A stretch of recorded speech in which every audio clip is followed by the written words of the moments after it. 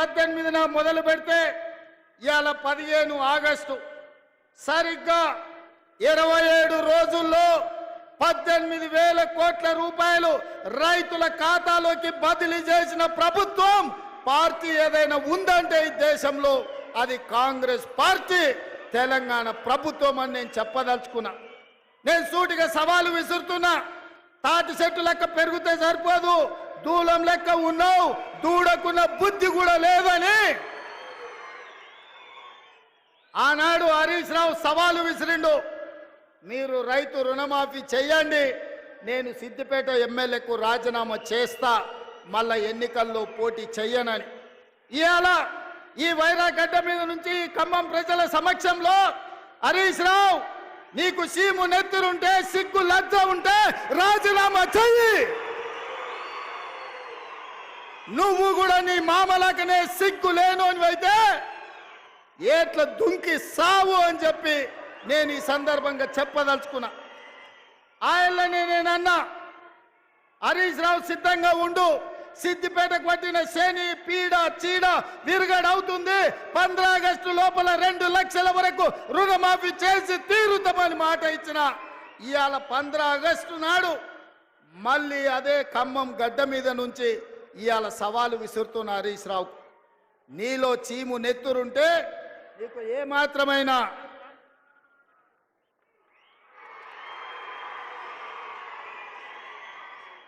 నీకు ఏమాత్రమైన సిగ్గు శరం ఉంటే రాజీనామా చెయ్యి. నువ్వు ఎట్లాగూ రాజీనామా చెయ్యవు, నీది సిగ్గులేని జాతి. అందుకే ఇవాళ నువ్వు రాజీనామా చేయకపోతే అమరవీరుల స్తూపం దగ్గరకు వచ్చే ముక్కు నేలకు రాజు కాంగ్రెస్ సవాలు విసిరినందుకు తెలంగాణ రైతాంగం క్షమించండి. మాట తప్పని పార్టీ కాంగ్రెస్ పార్టీ రుణమాఫీ చేసింది.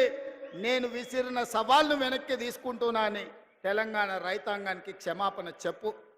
ఇవాళ నేను ఒక్క మాట అడగదలుచుకున్నా, నేను గుర్తు చేయదలుచుకున్న ఈ ఖమ్మం ప్రజలకు. ఆనాడు ఖమ్మం జిల్లా రైతాంగం ఇంతకుముందే మా రామదాస్ గుర్తు చేసిండు. ఆనాడు ఖమ్మం జిల్లా రైతాంగం పండించిన మిర్చికి గిట్టుబాటు ధర అడిగితే గిట్టుబాటు ధర ఇవ్వకుండా దళారులు దోపిడీ చేస్తుంటే దందాలు చేస్తుంటే ఆ ప్రజలకు కోపం వచ్చి చిర్రెత్తుకొచ్చి తిరుగుబాటు చేసింది. దళారులను శిక్షించి దళారులకు బేడీ లేచి జైలుకు పంపించాల్సిన కేసీఆర్ ప్రభుత్వం ఆనాడు ఈ ఖమ్మం జిల్లా రైతాంగాన్ని అరెస్టు చేసి జైల్లో పెట్టి బేడీ లేచి బజార్లు నడిపించింది. ఆయల్లా రైతాంగానికి అండగా నిలబడడానికి ఈ ఖమ్మం జిల్లాలో నేను పర్యటనకు వచ్చిన.